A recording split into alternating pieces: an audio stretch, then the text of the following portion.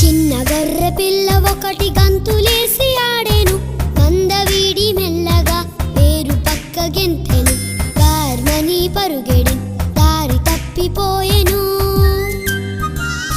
చిన్న గొర్రె పిల్ల